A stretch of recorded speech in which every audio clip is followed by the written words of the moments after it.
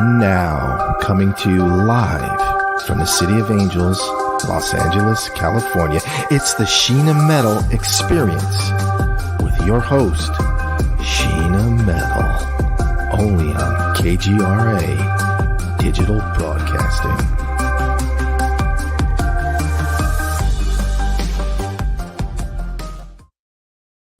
Hi, and welcome to the Sheena Metal Experience on KGRA Digital Broadcasting Network. I'm your host, Sheena Metal. I'm a psychic medium. I'm an energetic healer. I'm an interfaith minister. I'm a 29-year talk radio host in Los Angeles and beyond. And I come to you live from my home in Southern California every Friday at 3 o'clock Pacific time. This show is about spirituality. It's about creativity. It's about humanity. It's about passion. It's about service. It's about becoming and then being your most best, beautiful you on this wonderful big rock, and then inspiring others to do the same. And it may be my show every week, but without a doubt, it is always your experience. My guest today is a wonderfully talented psychic medium. She is also known as the Red Couch Medium, and she is a dear friend of mine. Please welcome the wonderful Tracey Escobar. How are you, my friend? It's good to have you here. Oh, it's so good to be here. I love coming to your show and talking, so I get super excited. This is our first time doing this show, right? This show. My iHeartRadio shows, but this is your first time doing this one. It is. Love your intro. Love everything. I love the purple. It's so good. It's kind of my baby because it's I think that growing up as a creative who didn't know I was a psychic, and now being a psychic who a lot of people don't know as a creative, to me, the way that creativity and spirituality go hand in hand is something that's very should be talked about more than it is. And I love that we have that opportunity to do that here. And I appreciate you being here and doing that with me. Well, I agree. And I love it. And let's talk. I love the creative part that you threw in because, there's that piece that we all have within us too, that creative. I'm the same way. I wonder if that's just part of being psychic medium. If we all have that creative piece, I wonder. Interesting. And I think a lot of psychics came from being creatives first. I think it's because the channel that we use to download creativity is the same channel we use to download our psychic messages. Touche. So it's normal. It's a normal kind of thing. Artistic people, I mean, I feel like I've been downloading things since I was 4 years old when I started playing guitar. I don't know that I knew that it was psychic stuff. But certainly I was downloading stuff. And I'll tell you an interesting thing that I've just sort of made this correlation recently in my life. When I was really little, I had this thing where my mom would sort of give me an album. Now you know how old I am. Yeah. And then unleash me into the living room, which was, the living room kind of sits empty a lot of the time, right? When you have a family room or a den. Yes. And I would put the records on, and then I would dance around and sing and learn the music. And people would visit me like spirit people. But I didn't know what that was at the time. I guess I thought it was just imaginary friends or people that I had, concocted from the characters that were in the musical I was listening to or whatever I was doing, right? Right. But now I believe it was opening up that channel and singing and dancing to that music brought the visitors in, because when the channel's open, right, it's like y'all come. It free flows, right? It sounds a lot like me. When I was little, I wanted to be a singer so bad. So I would perform in the living room, on the table. I'd have my jump rope as my microphone, right? Nice. But I think the same. I think we were just opening up and being a channel, and and whatever comes. And now I'm just used to it. So now I just tell spirit, look, I keep the channel open all the time. Yes. Whatever you want to bring in, creative, psychic, you tell me, it's up to you. I'm just leaving the channel open. But people ask me this, especially clients that are wanting to get familiar with their gifts, Tracey. So I'm going to ask you this. That's me. Yep. How often do you keep the channel open? Do you consciously open and close it, or is it open all the time? I think for me, in the beginning, when I was trying to become disciplined about everything, I would do an open and close, but now I just kind of open, but I'm open, but I don't want to say that I'm always connecting, if that makes any sense. So sure, I choose, I can walk around open and be fine because now I have boundaries. Now I feel them connecting, but I can actually say I'm not ready to connect right now. So I can choose to connect or not, right? but I'm always open and I'm always getting stuff. But because I'm a medium, I have to really choose to connect and say, okay, let's do this. So I just think I have the discipline now. But in the beginning, I did open, I did close, but now I just walk around open all the time. That's just what we do, right? Yeah. I think that's great. And I'm the same way. I think it's easier because when you are open, and even starting before I came out about my psychic gifts, when I started doing daily radio, I was like, man, it's a lot of work to like open that thing and then close it and then open it. Open it. Let's just stay open. And Exactly. I think that's how my psychic gifts grew, was that I was doing radio 5 days a week. See? And the channel was always open, and then more psychic stuff started coming through, and I'm like, oh, that's right, I'm not blocking that either. But you do, like you said, right, Tracey, you have to set the boundaries and put up what I like to call filters and screens. I do, especially in my life. I still work a corporate America job, so I have to be really careful with being in la la land all day. Really? Right? Oh yeah. What's that like to work a corporate America job and have your channel open all the time? Let me tell you. So I've been Here we go. Here we go. I love how we talk because it always leads to something and you really don't know what it's going to lead to, but I think it's so interesting. Yeah, so recently Spirit has really they're taking me through the ringer and they're teaching me some seriously strong lessons. And I went just from being in sales, an individual contributor, to actually just recently, I think July 1st, I transitioned to becoming the vice president of account management and marketing and overseeing 3 departments and 6 people. And let me tell you, when you are a psychic medium, that's difficult to go from just being an individual contributor, worrying about yourself, to all of a sudden having all this energy and people needing you and tugging at you. Yes. I am going through some things. And so, and I'm questioning it. I wanted to ask you too, because I just think there's something going on in the universe altogether, but I'm getting to the point where I am just getting to where I cannot handle lower vibrational toxic things. I don't know how else to say that. Oh, yes. Yes, I knew this was coming. It always winds up like this with us. Including people. And so walking into a management environment where I'm having to deal with people with maybe lower emotional intelligence, maybe who haven't done any self-reflecting in their life. So it's hard to become a healer and then go into managing people. So that's been a really difficult transition for me, and how being to merge woo-woo and corporate America, right? So talk about having to have boundaries up and protection up and not absorbing, right? But again, I'm still dealing with that weird shift that I'm currently going through of not being able to deal with just toxicity and people who haven't healed themselves. So it's really interesting that I'm in a weird spot right now.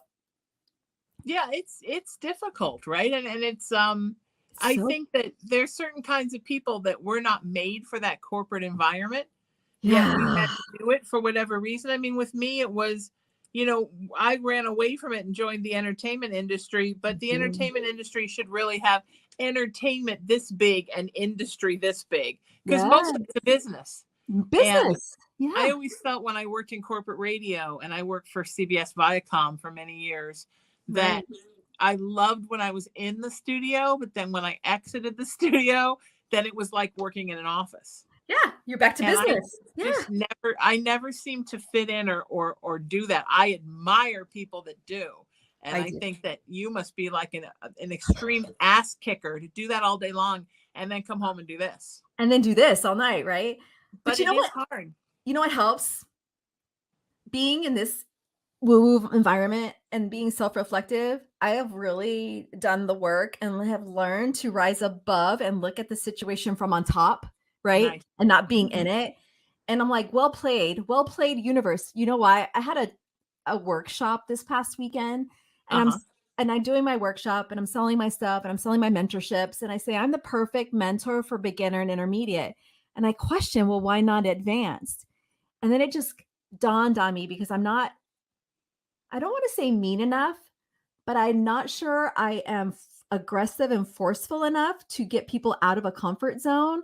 And I'm like, well played, universe, because you just made me a leader of a lot of people who want to stay in a comfort zone and who are challenging me on a leadership perspective. And I think maybe that was all a big part of the plan to get me Sure.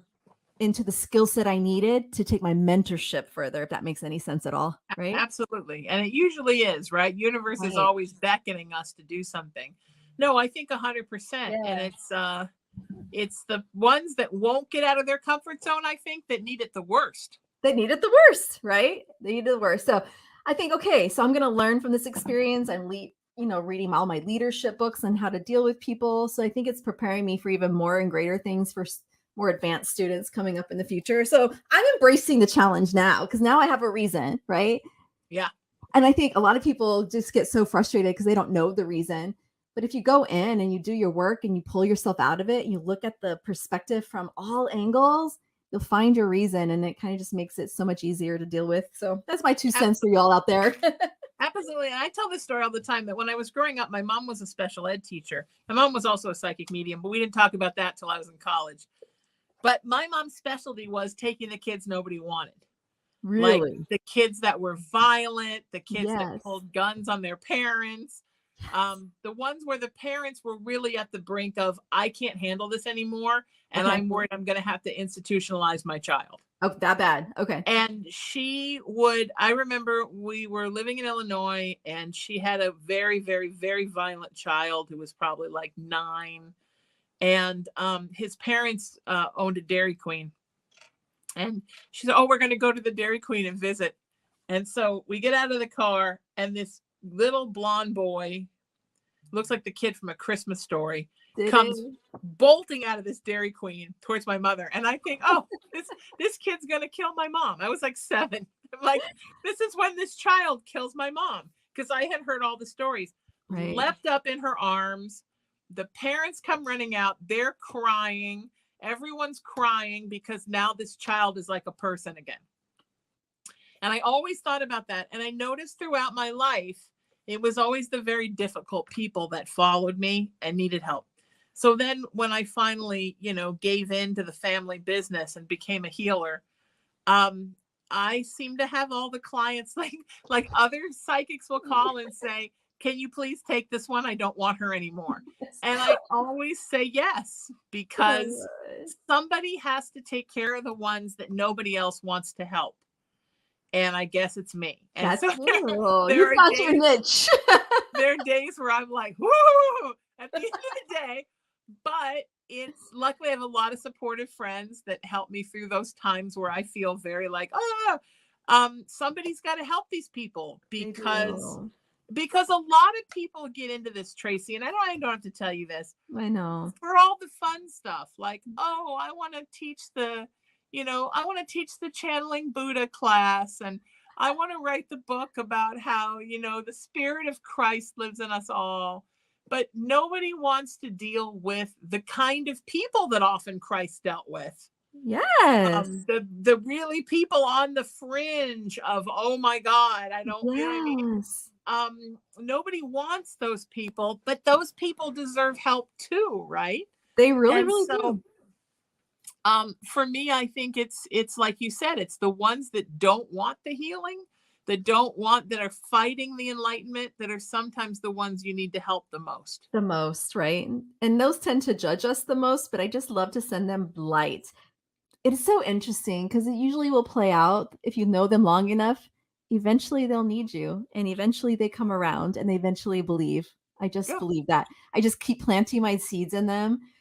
I keep planting my little, one-liner quotes, right, to help them get through life. I just kind of, it's all you can do is do what you can do and hopefully shed some light, because I'm just like, we're the people that have done the work, right? We've kind of gone inward and we've done our processes and we've done our deep soul searching, and that's what we're trying to get other people to do well, because we know what it's like on the other side of healing and all that fun stuff. Absolutely. And spirit sometimes gives you those corny quotes. It does. Like spirit can be like really corny with the stuff they give, but it's always on point and it always works, and it's always just what somebody needs to hear. Yeah. Although sometimes they don't. I have a client that doesn't listen to anything I say. And every once in a while, I will catch this person at a moment of clarity, and they will say, what do you think I need to be working on? And so I will carefully throw 2 or 3 things out. And then 2 weeks later, when we're back on the hamster wheel, I'll say, remember a couple weeks ago when you asked me what I needed to work on and I gave you these 3 things? Well, this is one of those things. And Right. because I'm not preaching, because it was something we had previously discussed and they had asked for it, then it's the time to bring it up. But you have to treat each client as a completely separate case. And I know some people I see go into it with the syllabus for how they're going to do their work. Right. And boy, that must be lovely. But man, I threw that syllabus out on day 1 because It doesn't work that way, right? people were not listening to that or not caring. But I love working with people. Do you love it? Because we hear a lot, right, from our fellow psychic brothers and sisters, the whole, I just want to get out of working with clients. I just want to get beyond that. Man, I love working with clients. How about you? No, you know what? I do too. I love working with them. And I love to see their growth and their progress. So that's my favorite part. I have clients now that have been with me like 5 years, and we'll get on the phone and we'll talk. And I'm like, remember when in the beginning where your head was at, where your mind was at, and look at all the work we've done. So, and I think too, we need to put like counselor in our little title. I don't know. Yeah. Oh, I do. Some people say you shouldn't. And I'm like, I do. I say spiritual counselor. And occasionally somebody will say this whole thing like, you can't use the word counselor without because it's a therapist. And I'm like, no, wait a minute. I didn't say I was a counselor. I said I was a spiritual counselor because I'm a minister. And technically that's part of your ministry, right? Yeah. I mean, all ministers are spiritual counselors and they don't have degrees in psychology and they're not licensed. I'm going to start using that because I feel like that's the majority of my work. Me too. Yeah. I'm so moving away from the psychic stuff and the mediumship. Yeah, that comes, but that comes now in intervals. People don't need me all the time now for mediumship. They come, they do their once a year, their twice a year thing, or I'll get the new people. But really, it's like life coaching and getting people out of the mud and getting people stuck. And they just need someone to tell them what to do and how to do it. And they just need that person on the other end of the phone to help them see past the mud and get some clarity. I agree. Right. And then let's talk about the other N word, narcissists. So many clients, right, have been ravaged by narcissists. I think we talked about narcissists a little on our last radio show. Yeah. They are victims of the narcissistic parent that raised them, the narcissistic sibling that still bullies them at 60, the narcissistic ex who now they repeat that pattern. It's narc after narc after narc. And they're just being eaten alive and they need someone to throw them a life raft, right? Yeah. And just to get them to believe in themselves, empower themselves. Cause I think that's what's happened. They don't know anymore how to empower themselves and to walk away from it and make decisions. And they get stuck in the emotions part of it. And so having us come in and say, okay, well, let's look at this and clearly and what's really going on and trying to get them to see different views and things like that. But the majority of my calls, there's a lot of that. There's a lot of people stuck in relationships that are so unhealthy and so bad, you know? Yeah. So just, I'm on a really big kick. I'm reading all the self-help books. I have a thing going on TikTok right now. And like, let me read it so you don't have to, and let's just digest it. So I have my, I'll do it. So you don't have to. Yeah, because I hated to read too. So let me I'll read for you and we'll break it down. And let me tell you what this book tells you to do and what it says. And so it's been pretty popular. And just, again, because people don't want to go do all the work, but they'll take it in bite-sized chunks sometimes. Sure. Of course. Right. Yeah. And I think sometimes it's why, like, sometimes if you see a movie about something, let's say racism, right, it's easier for a person who maybe has some racist tendencies to see the error of their ways by seeing a movie than it is by somebody preaching it to them on the news. Exactly. Because they see the story, they see a person going through it, they identify with that person. I think it's the same thing with self-help. Sometimes shoving it down people's throats, they just reject it. But if you have the knowledge from reading the book, and then you can help sort of infuse that into them, Mhm. I mean, I That's think it. that's what we do more than anything, right? Is we infuse Infuse. emotion and ideas and Yes. spirituality into people. People. And hopefully one thing will stick and click Right. and it'll spark them, right? That's all we can Right. do is plant the seeds and hopefully Absolutely. it'll How click. how old is your practice? How old is my practice? Yeah, when did you start your spiritual practice? 7 years ago. Okay. All right. So I just hit 5. So we're at about the same We're about the same, place. yeah. I mean, I But did it before that, but I I'm only didn't 2. actually call it my thing. Yeah. So I just hit 5 in July. So I Did too you? have clients from the very beginning, like from that first month that I Yes. still work with. And And I love that. I think I say 7, I've been doing it, but probably the first 2 years was just training and too deathly scared to do anything. So I've Right. probably been professionally reading for 5 and probably only since 2020 having the confidence to now I'm out here doing it full, like I can do it now. It's not a big Okay. deal. I don't, right. But before that, it's like, okay, I still have to meditate for an hour. I would get sick to my stomach if I had to do a reading that week. Right. Right. Now Right. it's just like, yeah, now I'm in the flow. Now I'm here. Now I can just I started on a hotline, a friend's hotline. I couldn't do that. The first time the phone rang, I thought, what am I doing? I'm not going to be able to do this. And 20 minutes later, I was like, oh, that was the easiest thing I ever did. You see? So yeah, but then even then, that was 2014. So I guess my professional anniversary, my 10 years next year, but it took me till 2018 to open my practice. Did it really? Yeah. I just kept hemming and hawing on it because I kept thinking people are going to think, what are you doing? Yeah. But it's been like the most beautiful, easiest transition of my life. And I think that's when you know, right, you're in the right place. I think so too. And I still struggle. I know this is where I'm meant to be, but I am struggling to give up. And this is just probably fear based 100% give up the corporate job, right? I'm afraid to walk away because I had to be uber independent all my life. And I don't have anyone I think I can be 100% dependent on.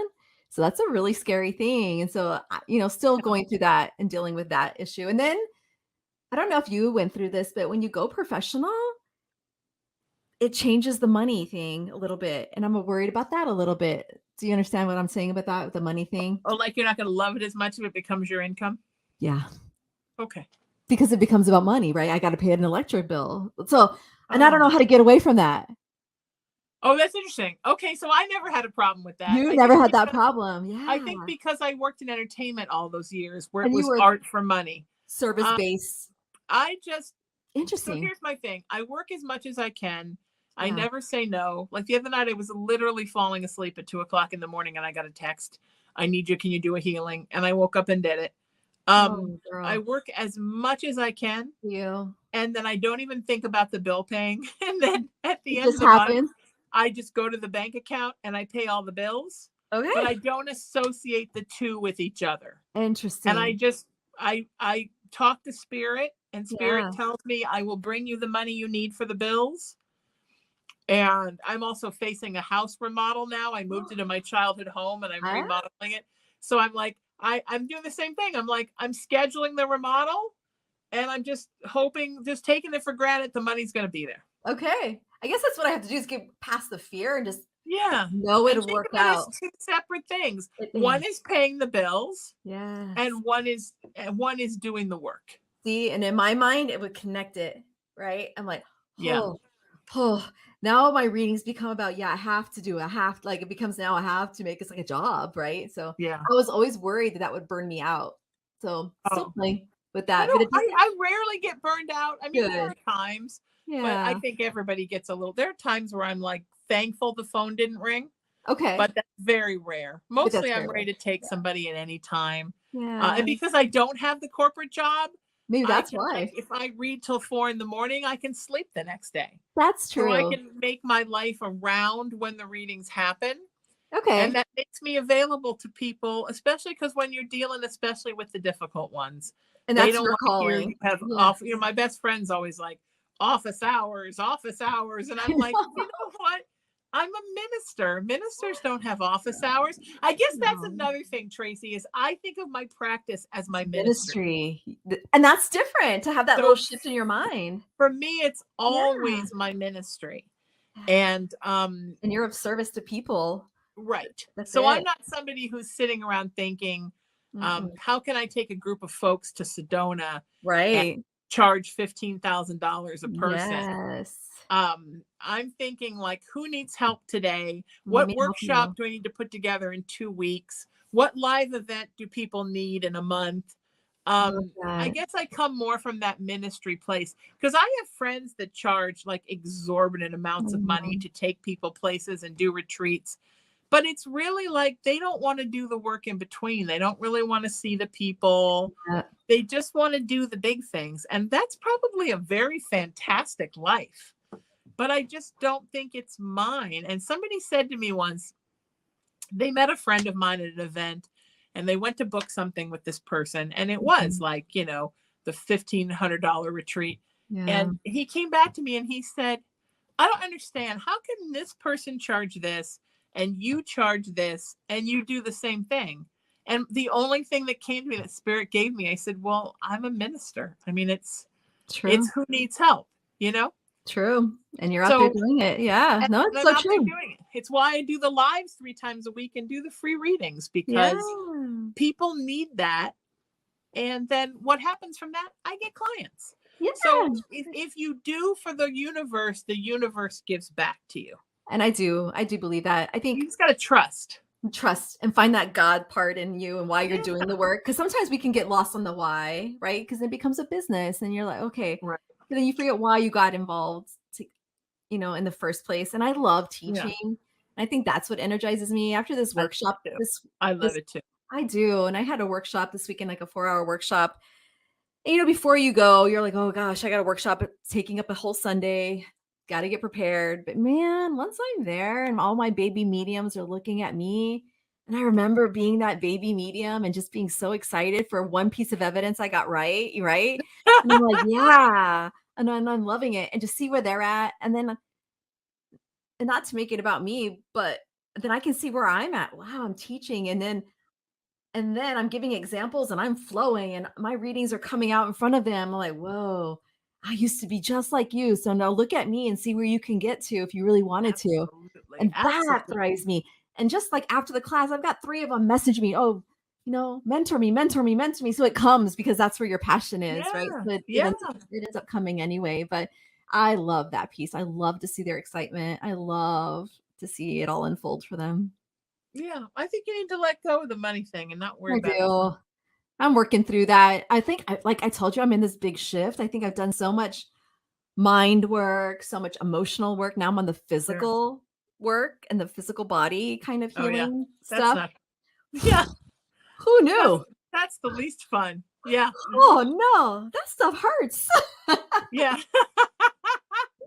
So, but it is, and Yeah. it's shifting, and it's been interesting. Like again, like I said, not being able to deal with toxic anymore, and it's shifting people out of my life, and it's really up leveling me. I'm going through this ascension process, and people are falling away, and it's okay because I just don't have time for that part of it anymore in my circle. I can't help people when I'm being dragged down by so much toxicity around me. So I don't know. It's crazy the shift we go through as we ascend and as we are on this journey. And so, yeah, now it's physical healing. I did a somatic healing not too long ago, and that was the craziest experience ever. But yeah, it's been crazy. Have you ever heard of somatic healing? I have, but tell me how you did it because I've heard different things about it. So the person that I did came from Ireland, and it's just crazy how the universe brings you the people when you need it the most, right? Yes. So she's in Ireland. Someone introduced me to her. She came on my podcast a week later. She happens to be in Dallas. Crazy. Right. So weird. Yeah. Isn't that crazy? Yeah. Okay. Booked an appointment. I booked a 2-hour session with her. But yeah, so literally she finds these trigger points on your body that are holding on to pain, right? So they're very painful trigger points throughout your body. And she will just dig in and hold pain and hold it there. And it's very painful, but you end up releasing it. What happens is you kind of go into involuntary convulsions as the trauma is leaving your body and as the pain is leaving. So like you're shaking. So I'm convulsively shaking at the end as stuff is just leaving and the movement and the energy. So the theory behind it is your trauma is stuck in your cells, right? Mm-hmm. I believe that. Yeah. Mm-hmm. Yeah. So that's kind of the next step for me is that. And I did a cold plunge last couple of weeks ago where I actually got in the ice water and the ice bucket and really learned how dysregulated my breath is. I couldn't get my breath to regulate. I couldn't get it to be in a constant state of like streaming. So I was like, wow. So really, when you get into the physical aspects of your healing, you really find why we have anxiety, why we have all these reflexes, this triggers and this toxic, because it's still sitting in there, right? So it's been very interesting. And are you feeling the effects of the release? Yeah, because what's happened as I'm dealing with all this, I'm becoming angrier. And I know that feels counterintuitive. Okay. I know it does. No. Sometimes that has to come, right? It's a stage of grief. Yeah, but it's all coming up, right? Mhm. And it's all coming to the surface. And the things I'm no longer willing to tolerate are finally boundaries are being set. And not boundaries where I say you need to change, but boundaries saying I love you enough to understand you are who you are, but I can no longer participate in this relationship, right?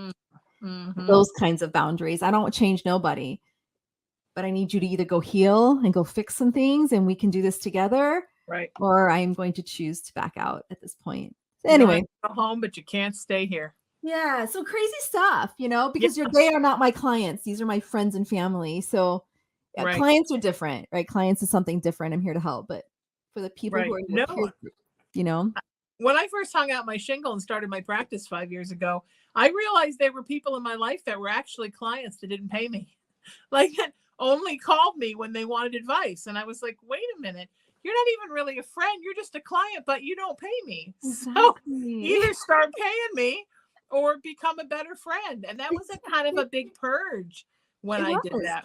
It was so necessary. But you know what's been crazier? All this stuff, even though the anger is coming out, all this, my readings are so much more on point. I feel like I'm a better, clear channel for spirit. Beautiful.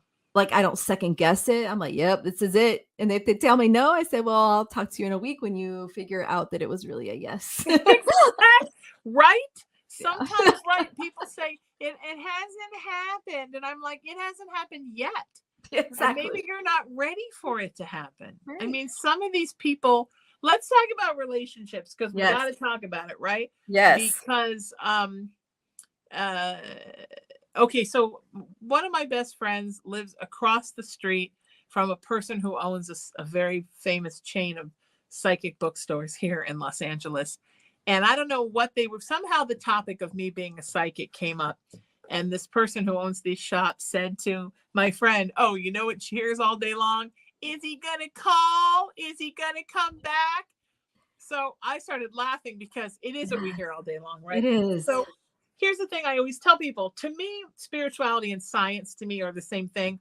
I don't know what spirit others tap into, but my impression of universe is it's very logical and they're very much a reflection of what we want. So thoughts are things, you put your intention out there. Absolutely. If you're constantly saying he's not going to call, he's not going to call, he's not going to call, universe hears, oh, he's not going to call. And then he doesn't call. Right. But when you look at yourself, and I tell my clients this, look at yourself, look at your life, and look at what you're saying to me right now. If you were spirit, is this the time you would pick for this relationship to rekindle? Because you haven't done any change or growth. You're not in a different place. You're not asking for him or her, whoever you're involved with, to come back in a different space. You're basically asking for the person who it didn't work over and over and over again to come back and be the exact same person, and you're the exact same person, but somehow you think miraculously it's going to be nirvana. And scientifically, that doesn't make any sense. It doesn't. Because if it doesn't, if you're trying to use the Phillips head screwdriver on the flathead screw and it's not working, it's never going to work. There is never a time where that's going to work. There have to be changes somewhere. Right. Everywhere in order for it to work. But now you're surprised that spirit isn't bringing back the same toxicity and putting you in the same toxic place. Right. Well, it's so simple. I mean, it is, right? And why would you want that? Why would you want him or her or them to come back in that same lousy condition and muck your life up again? I get that all the time. And my go-to is to tell them, stop looking for the right one and become the right one. Like, Yes. Yes. Yes. right? And pray that that person becomes the It's the right right one, one for but they're somebody. not now. They're not And even now. if you go on with your life, I mean, I get stories all the time from clients where relationships are over for, 5 months, 10 years. And then one day that person gets it together, especially, right, Tracey, in twin flame relationships. Yeah. That Oh, yeah. person gets it together and they come back around. Yeah. But you've got to be ready when they come, and you've got to get it together. Right. Even if you are soulmates, but just maybe not soulmates right now, right? It's just that the Right. timing's not right, right? Right. The earthbound is terrible. The 5D might be great, but the 3D sucks. Sucks. People still got things to learn. People, right? The timing might be off. That's kind of what I tell people. Yes, maybe they are your person, but maybe it's just not right now. Right. Just wait. And I always say they haven't come back yet. Yet. So what are you doing to fix that they come back? Yeah. And I have a client I just told the other night, look at your life. Would you bring somebody into your life right now? You're in complete turmoil. You've got all kinds of chaos going on in your interpersonal relationships. You're very worried about your financial life and your career. This is the worst time in the world for an earth-shattering relationship to come in. Because you know what they're doing? They're hoping that completes the void of happiness for them that they're missing. Yes. Right? That's it. But you're coming into so much chaos. That's not going to make you happy because the chaos is still there. No relationship is ever going to complete you. It's not. A relationship is a whole nother hayride that you have to deal with on top of the work you've done with your life. Right. And don't you find it so interesting? I just talked to someone the other day.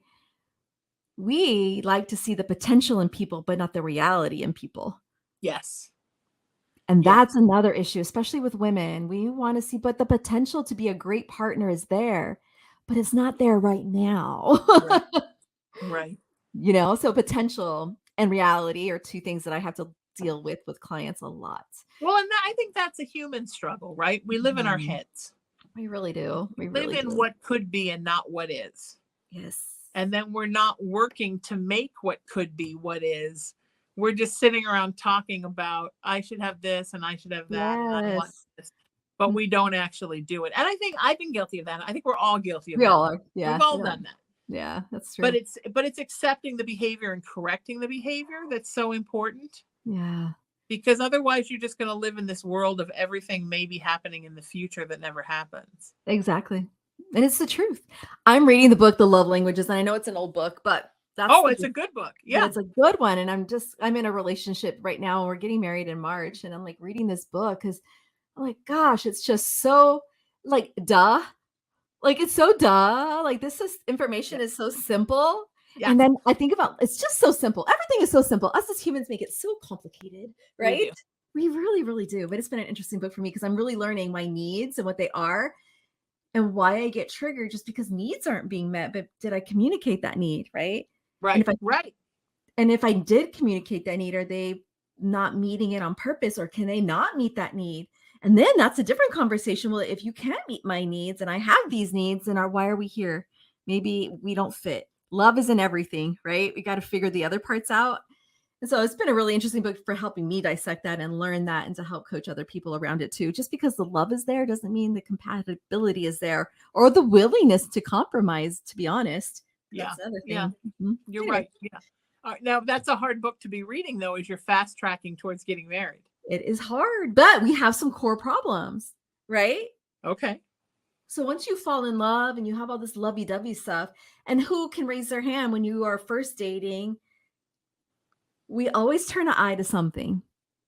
Yes. Oh, yes. 10 things. Can you go back and look at that last relationship and say, you know what? In the beginning, I turned my eye to that, even though it bugged me, but I didn't say nothing. Yeah. But then a year or 2 years in, that one thing now bugs the heck out of you, right? Yeah. The shame on you for not saying anything and thinking it would go away. So, these are the lessons I'm learning so I can teach other people. Those don't go away. You might as well just face them. And number one, I don't know if you get this too. I have a lot of clients who want to change their partner. And so I'm really trying to help clients understand we don't change people because they're on their own journey. We can help them to be better, but we cannot change them. But you can decide if you're willing to participate or not. Right. So that's kind of where I'm at too. Is just learning. People are on a journey. We can't change them. And that's why learning what your needs are, communicating, and having someone who can actually physically meet those needs back, in friendships too. Like Yes. I'm learning that I'm losing friendships because people need things from me that I cannot give. Yeah. I can't. And if I can't give it and then you're feeling slighted all the time, then maybe we need to talk about why are we friends, or why this universe brought us together. Yeah. Anyway, I'm on a tangent right now because this is No, my you're life. doing good. You're doing This good. is my I life right think now. Dissecting. I think I did that with friends a long time Did ago you? because I tend to Yeah. get emotionally claustrophobic. Okay. And when people are just at me, I want to run the same way I want to run in an elevator or the MRI. I'm a very career-driven person. It's Me my passion and too. it's my service, and that's what spirit Mhm. wants me to do. So if Mhm. you're the kind of person that expects me to do something with you every day, and Yes. you know what I mean? Be on the And I phone for an say that, but hour. as I say that, Tracy, I see my best friend almost every day. We grew up down here together, but we didn't know each other. And Mm.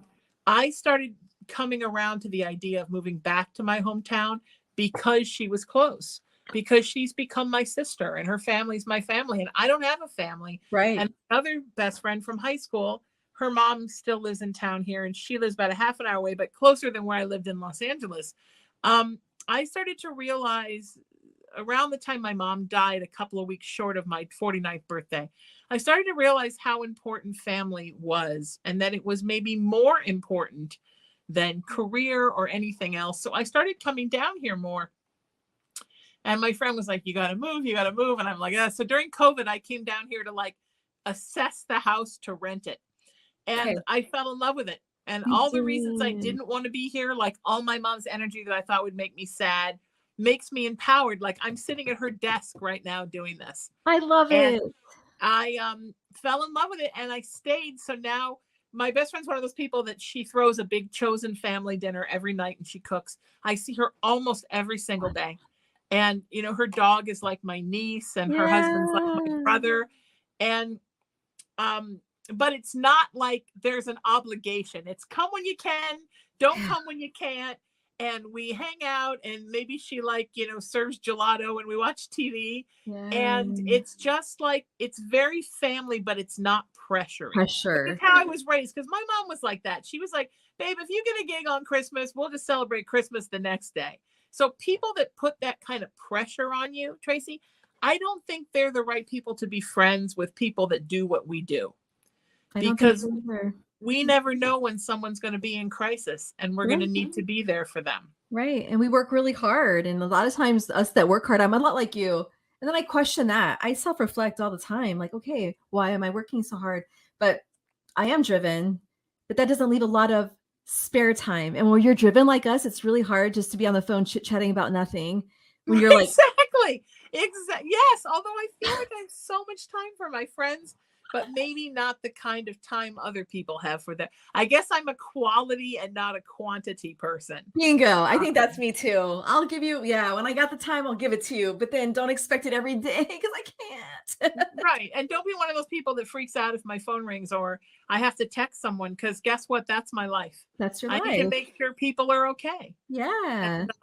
So I get think I it. did that a long time ago with friends. Good. The thing that I'm working on right now Tell me. is I kind of went through a thing Okay. in a relationship earlier this year, I was gonna wonder. and it ticked off some things in me. Did And it? it took me a time to realize that many years ago, decades ago, I was very much in love with somebody and I was very young and it didn't work Yeah. out. And I was very like, you know, like soulmate shattered. Shattered. Yeah. I did that thing that you do when you're raised by a tough Irish mom. I stuffed it down and I kept working. Yep. And then every time my heart broke in any capacity, friends, family, lovers, I stuffed it down and I kept going. And like an abscess, I was all healed on the outside, but underneath there was this ball of stuff that never Yeah. got healed. Yeah. And I began to attract to me unhealthy people that were the reflection of the pus ball in my soul. Wow. and I realized I had to make a change. So I've been going back and working through all of that hurt I never wanted to touch. Yep. And it's kind of a mind blower. And going through and working through it and being okay with it and moving on. Yeah. And then really assessing of those folks in my life, who am I interested in? Maybe time has passed and maybe we should see if we can hang out or talk, or who people I'm just like, no, I'm done with you. And I'm done. And Yeah. thank you. As my best friend says, namaste away. Namaste away. I love that. I'm going to use that. Namaste away. I've had it, and no, but it was my fault for not healing. It was my survival tactic at the time. I know. Yeah. And I'm good at it, but it didn't serve me. You know what I mean? Oh, I think me and you are so much alike, because the same. It was all stuck in there. So what happens with people like us, we have an avoidant attachment style. And I'm learning that I'd rather avoid a problem and just keep working, right? I'll deal with you later. Just keep working. Yeah. Just keep working. Just keep working. It's going to be okay. Just keep working. And I kind of realized in dealing with that there were situations in my life, including maybe that first one, where I should have stayed and fought. Yeah. But instead I was like, oh, you screwed me over. I got to go. Yeah. Gotta work. And I never in a million years would have told you that I was a runner. And I think it's its own kind of running. I'm just going to correct myself right there. I think if you don't see something through, yes, it was somebody else's fault for hurting me. Yes. But maybe I should have not just gone, okay, this is done. But in my defense, I was raised by a Depression era Scorpio Irish orphan mom. Yeah. So her whole thing was, man, we just keep moving. We just keep laughing and we just keep moving. Keep standing and you keep moving. But I don't think that's necessarily good. And I'm dealing with that, talking to my clients a lot about that right now. Tracey, I don't think it's so good to just shove it down and keep moving. I think we need to deal with things. Someone gave me an example, and I'll give it to you because it may be fitting. Let's say you have a glass of water and it's completely full. And then you have friends who are so emotional and need so much from you that when they come at you and dump all their emotion, you have no room. Like I could no longer take the emotional stuff of other people. Absolutely. Sure. So it would overflow, and then I'd get angry and blow up at other things just because I have no more capacity, right? Because I was stuffer. I'm going to stuff every hurt I've ever had until I couldn't stuff it anymore. But that's kind of how I feel. I feel like a glass of water that just couldn't take anymore. So if I had friends who couldn't deal with their own stuff and they were depending on me to deal for them, I guess, it became an issue because I can't take no more. My cup is full of Yeah, right? Exactly. Because everyone else is filling our cup too. That's our job. That's our job. Every day I'm dealing with people's problems and issues, and my cup it filleth. So I need my friends and family to not need from me, if that makes any sense. And it's a weird place to be, but it's kind of where I need to be right now. I need a safe place where you don't not just need from me, but my friends and family don't need emotionally from me at the moment, right? Because I'm going through my own emotional stuff. And it's okay to ask for that. I have to say, I've asked for it and people have still pushed the boundary. And now I've had to disconnect from them. But I asked, I need to heal. I tried to tell you I was going to explode. I tried. You. I did, and so now I have to honor me and I got to be in this place of healing. So, and I know this is spiritual talk. I know, but I think it's important that people understand spiritual talk comes healing talk too. This is what absolutely. Okay, I'm so glad. No, you're doing just great. Everybody finds their own way to healing. I learned that when as a performer, before I even came out of the psychic closet, I was on the Howard Stern station doing radio at the time, and they hooked me up with a gig at the Laugh Factory in Hollywood. Yeah. And I was doing a show with like 200 people because we give tickets out for free on the air.